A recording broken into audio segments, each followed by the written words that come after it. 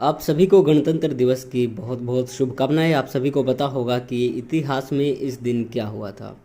खैर, उसको दोहराने की ज़रूरत नहीं है। आज के स्पेशल दिन पर हम आपके लिए स्पेशल वीडियो लेके आए हैं और आज हम राजभाषा विभाग का विश्लेषण करने वाले हैं। देखिए, अनुवादकों की कोई छोटी सी दुनिया है तो वो है राजभाषा विभाग। बाकी और भी कई सारे विभागों में, मंत्रालयों में हमारी वैकेंसी आती हैं, लेकिन राजभाषा विभाग जो है वो आप कह सकते हैं कि अनुवादकों का एक गढ़ है, उनकी एक छोटी सी दुनिया है।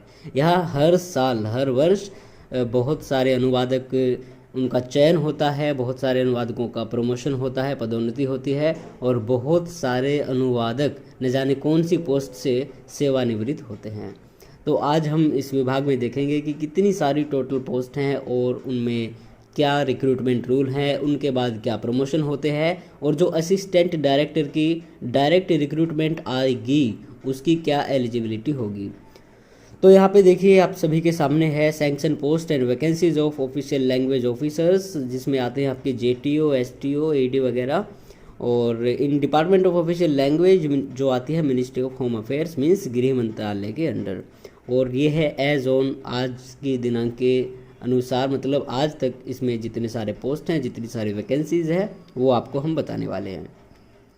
नंबर 1 पे आते हैं जूनियर ट्रांसलेशन ऑफिसर, लेकिन उससे पहले जान लेते हैं यहाँ पे सैंक्शन पोस्ट जो है वो है 1019 और फिलहाल जो टोटल वैकेंसीज है 1019 में से वो है 213 है। तो यहाँ पे जेटीओ की देखें तो 355 सैंक्शन पोस्ट हैं और वर्तमान में 55 वैकेंसीज है, जो ग्रुप बी नॉन गैजेटेड में आता है। लेवल 6 की पोस्ट होती है और मोड ऑफ रिक्रूटमेंट है डायरेक्ट पे होगी। डायरेक्ट का मतलब ये है कि इसके लिए एग्ज़ाम होगा, ये प्रमोशन बेसिस पे नहीं है। इसके बाद आगे चलते हैं तो आती है एसटीओ की, और एसटीओ की 319 यहाँ पे पोस्ट है, लेकिन वैकेंसीज़ की बात करें तो एक भी वैकेंसी नहीं है। ग्रुप भी नॉन गैजेटेड ही होती है, लेवल 7 में आती है और ये प्रमोशन बेसिस पे होती है, डायरेक्ट पे नहीं। इसके बाद फिर जो इम्पोर्टेंट है वो है असिस्टेंट डायरेक्टर। यहाँ पे 207 पोस्ट हैं और 207 में से 105 वैकेंसीज़ है और इसमें यहाँ पे जो इनके रिक्रूटमेंट रूल्स है उनके अनुसार कहते हैं कि 75% तो ये प्रमोशन से होगी, लेकिन 25% से जो इसकी वैकेंसी है 25% वो बाय डायरेक्ट रिक्रूटमेंट भरी जाएगी। और यहाँ पे 25% 207 का देखें तो यहाँ पे 52 होता है।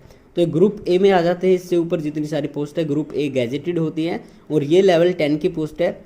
तो लेवल 10 में आप देख सकते हैं 1,10,000 के आसपास आपको सैलरी मिलेगी। 1,05,000 से 10,000 के बीच जो आपकी ग्रोस सैलरी होगी मेट्रोपॉलिटन में।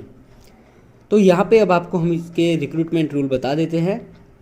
तो ये देखिए, सिलेक्शन प्रोसेस है, यूपीएससी के द्वारा एक एग्ज़ाम कंडक्ट कराया जाएगा, उसके बाद एक इंटरव्यू होगा। एज की बात करें तो 35 साल यहाँ पे एज लिमिट है। और एलिजिबिलिटी देखें तो एसएससी जीएसटी में जो होती है डिप्लोमा के अलावा बाकी सारी आपकी क्वालिफिकेशन कॉम्बिनेशन जो ग्रेजुएशन के साथ होता है उसकी डिमांड की गई है। प्लस में 3 साल का एक्सपीरियंस होना अनिवार्य है ट्रांसलेशन में या फिर टीचिंग और रिसर्च इंग्लिश हिंदी में।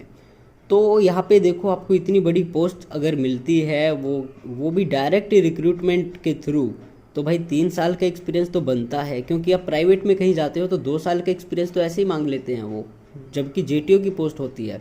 लेकिन यहाँ पे असिस्टेंट डायरेक्टर की जो रिक्रूटमेंट होगी, कभी होगी, तो यहाँ पे ये आपकी एलिजिबिलिटी रहने वाली है जो रिक्रूटमेंट रूल के अनुसार इन्होंने बताया है। आगे चलते हैं डेप्यूटी डायरेक्टर। तो यहाँ पे 84 पोस्ट है और उनमें से 9 वैकेंसी है, लेवल 11 में आते हैं। आगे जितनी सारी पोस्ट है ग्रुप ए गैजेटेड होती है और ये या तो प्रमोशन पे हो सकती है या फिर डेप्यूटेशन पे। उसके बाद जॉइंट डायरेक्टर होता है, 35 पोस्ट है, 34 वैकेंसीज हैं, केवल एक ही बंदा काम कर रहा है, तो ये लेवल 12 में आता है, प्रमोशन बेसिस पे होगी।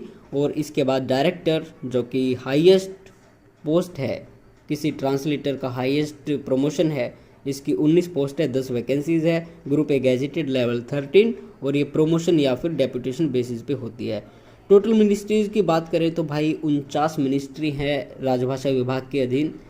मतलब आप कहेंगे विभाग के अधीन मिनिस्ट्री का क्या मतलब है, तो भाई मिनिस्ट्री का ये मतलब है जब राजभाषा विभाग में आपका चयन हो जाता है तो वो मिनिस्ट्री को सौंप देता है एक अनुवादक को।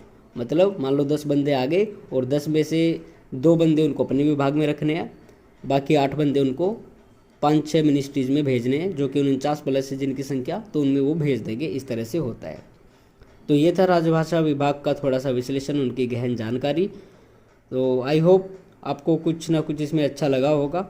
और जो असिस्टेंट डायरेक्टर की रिक्रूटमेंट है ये अब तक हमने सुना नहीं है कि आई है। शायद कभी पहले बहुत साल पहले आई थी, लेकिन आने वाले टाइम में आएगी नहीं आएगी कुछ कहा नहीं जा सकता।